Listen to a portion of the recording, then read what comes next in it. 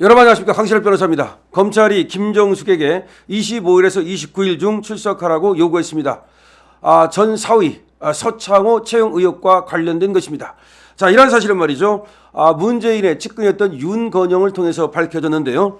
검찰은 타이스타젯 특혜 채용 의혹과 관련된 사건을 수사하면서 서창호 이거를 이제 타이스타젯이 채용하게 된 전체 과정을 지금 들여다보고 있지 않습니까?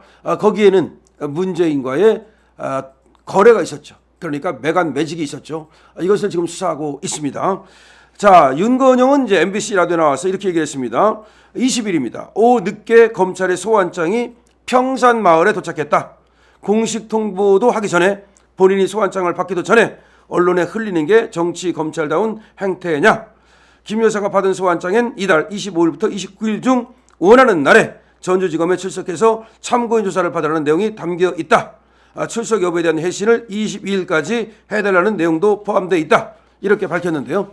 결국은 검찰에서 말이죠. 김정숙한테 평산마을로 소환장을 보냈다는 겁니다. 너무 당연한 거 아닙니까? 다만 그래도 전직 대통령의 마누라라고 딱 날짜를 정하지 않고 25일에서 28일 중 나오시면 좋겠다. 이렇게 지금 예의를 갖추는 겁니다. 다만 22일까지 언제 나오실 건지를 좀 알려주십사라고 지금 예의를 갖춰서 지금 보낸 거예요. 당연히 지금 수사를 하고 있는데 강제로 잡아올 수도 있지만 그래도 문재인 그 마누라 그래도 전 영부인이었다라고 하는 이유로 지금 전주지검에서 상당히 그렇게 또 모양을 갖추어서 통보를 한 겁니다. 그러면 감사한 줄 알아야지. 지금 문재인 이 문어벙의 측근이라고 하는 윤건영이 여기에 대해서 불만을 지금 드러내면서 지금 검찰이 소환 통보를 했는데 그걸 언론에 흘렸다. 소환 통보가 도착하기도 전에 언론에 흘리는 게 어디든지 있다고 얘기를 하고 있습니다. 이거는 말이 안 되는 겁니다. 언론에 흘리는 게 아니라요.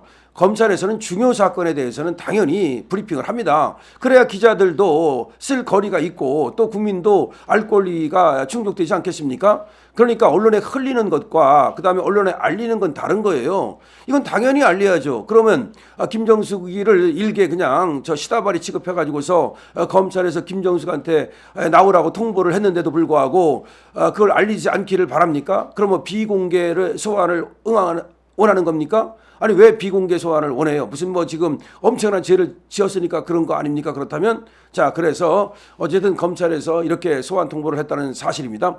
근데 평산마을로 이 소환장을 보냈다는 거죠. 당연히 평산마을로 보내야죠. 왜냐? 지금 김정숙이가 평산에다가 아방궁을 짓고 지 신랑하고 말이죠. 티키타카 쿵짝쿵짝 하면서 그야말로 샤넬 옷을 입었다 벗었다 하는지 아니면 관봉권 이 새 돈을 만졌다 놓았다 하는지 우리가 알 바 없지만 어쨌든 김정숙이가 평산에다가 아방궁을 짓고 있는 것은 사실 아닙니까? 여기 65명의 경호원을 거느리고 말이죠. 한 달에 1,310만 원 정도의 지금 또 연금을 받아가면서 또 보좌관 뭐 3명을 갖다가 하인으로 부리면서 지금 완전히 진시황 같은 생활을 하고 있지 않습니까?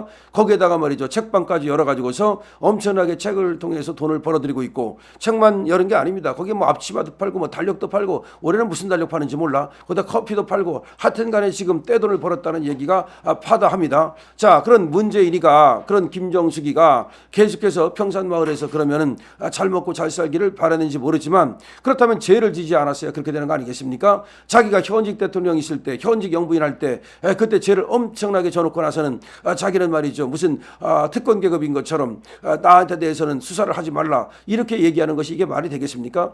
지금 문재인 떨거지도 마찬가지입니다. 윤건영 같은 자들 문재인 떨거지들도 말이죠. 마치 문재인에 대해서 무슨 수사를 하겠다고 그러면 조사를 하겠다고 그러면 또 김정숙과 또 문다에 대해서 무슨 조사나 수사를 하겠다고 그러면 완전히 경기를 일으키면서 마치 검찰이 경찰이 무슨 압박을 가하는 것처럼 또 윤석열의 어떤 그 하명을 받아가지고서 문재인 탄압하는 것처럼 김정숙 탄압하는 것처럼 이렇게 몰고 갑니다. 하지만 어림도 없는 소리입니다. 지금 어쨌든 간에 말이죠. 이 김정숙에 대해서 그래도 25일부터 28일 중에서 적당한 날짜를 골라서 나오십시오라고 하는 이유는 그래도 참고인이기 때문입니다. 아직은 신분이 만약에 그 신분이 말이죠. 참고인이 아니라 피의자였다면 그렇게 어느 날짜를 정해서 나오라 이렇게 하지 않습니다. 그러면 다른 국민도 다 그렇게 해야 될 거 아닙니까? 그렇게 안 합니다.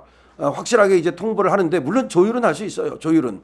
하지만 지금 이렇게 김정숙에 대해서는 조율이 잘 안 되기 때문에 어떻게 보면 25일 중에서 28일 중이라고 이렇게 날짜를 박아서 보낸 거죠.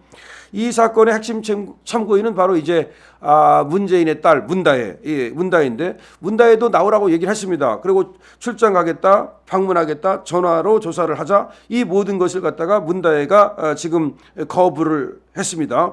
그래서 검찰은 이 다혜 씨에 대해서는 너 그래 조사 안 하겠다. 그래 좋아. 너 조사 안 해도 얼마든지 말이죠. 증거는 차고 넘치고 지금 기소할 수 있어. 이런 얘기입니다. 그 다음에 이제 다혜는 그럼 너는 좋다. 나오지 말라 해놓고 나서는 이제 그러면 김정숙 네가 나와라 이렇게 된 겁니다. 자, 그런데 김정숙도 안 나올 가능성을 충분히 지금 검찰에서는 알고 있는 거예요. 김정숙 쟤도 안 나올지도 모른다. 그래? 그러면 그 다음에 네 신랑 그러니까 문재인으로 바로 치고 들어가겠다. 이런 얘기입니다. 그래서 문재인 소환 방침을 이미 세웠답니다. 자, 전주지검이 문재인 소환 방침을 이미 세웠습니다. 자, 이 사건은 여러분들이 잘 아시는 대로 전 사위였던 서창호라는 사람을 2018년 7월부터 2020년 4월까지 이상직 전 민주당 의원이자 중진공 이사장이자의 회사인 타이스타젯 여기에 임원으로 취업해가지고서 급여, 체류비 이런 명목으로 2억 2,300만 원을 받은 거, 이거를 지금 이제 들여다보고 있는 겁니다. 여기에는 특혜 채용 의혹이 있는가 하면 지금 뇌물 의혹이 있는 겁니다. 자, 지금 여러분 들어서 잘 아시겠지만 이상직하고 문재인 사이에 매간 매직 그러니까 직거래가 있었던 것입니다. 문재인은 말이죠, 자기 사위가 이 골치 아프거든. 이게 돈벌이도 못하고 토리 게임즈라고 하는 뭐 거기 어디 취직을 했다가 또 거기서 나와가지고서 빌빌거리고 있으니까 자기가 생활비 대주고 있었는데 이 생활비 대주는 것이 부담스러웠는지 얘를 갖다가 이제 타이스타젯에 취직시키기로 하고 그래서 태국으로 나간 거 아닙니까? 태국으로 나가가지고 타이스타젯에서도 2억 2,300만 원을 받아 먹었는데 공짜가 있겠습니까? 그러니까 이제 반대 급부를 줘야 되잖아요. 그래서 이상직에게 중진공 이사장자를 줬던 거고요. 그 다음에 나중에 말이죠, 공천까지 해줘가지고 이상직이 민주당 의원까지 하게 됩니다. 이 전체적인 과정이 하나의 뇌물이라는 거죠. 하나의 매간 매직이라는 거죠. 그래서 그 관련자들을 불러서 조사를 하고 있는 겁니다. 그래서 조국이가 그 당시 민정수석으로서 인사 채용에 관여됐기 때문에 조국을 불러서 조사를 했고요. 참고인으로 림종석이가 그 당시 비서실장으로서 또 여기에 관여됐기 때문에 불러서 조사를 했습니다. 근데 이 자들은 묵비권을 행사했다고 알려져 있습니다. 하지만 묵비권을 행사했다는 자체가 자신이 불리하다는 것을 지금 스스로 자백하는 것이기 때문에 묵비권을 행사했다고 해서 문제될 것은 크게 없습니다. 자, 그런 상황이고요. 그 다음에 이제 문다혜는 지 남편이니까 당연히 불러서 지금 조사를 하려고 했더니 문다혜가 협조를 안 했다는 얘기입니다. 그 다음에 이제 김정숙으로 간 겁니다. 근데 김정숙도 협조를 안 할 가능성은 얼마든지 있습니다. 하지만 김정숙이 조사에 협조를 하지 않는다 하더라도 아마 지금 하나의 요식 절차지 검찰에서 얘들의 말이 꼭 필요한 것은 아닌 것으로 지금 보여집니다. 그럼 얘가 안 나온다? 그러면 바로 그냥 문다혜 소환한다. 문다혜 소환 방침을 세웠다는 겁니다. 여러분, 지금부터 이제 문재인의 흑역사의 시간이 시작됩니다. 저것들이 말이죠, 그때 그야말로 태국 가가지고서 티키타카하고 쿵짝쿵짝 할 때는 좋았는지 모르지만 이제는 그 가족 범죄 공동체, 이 가족 범죄 공동체 범단이라고 할까요? 이 범단이 이제 해체되고 그리고 완전히 이제 법의 심판을 받게 되고 감옥으로 가게 됩니다. 강신업 TV입니다.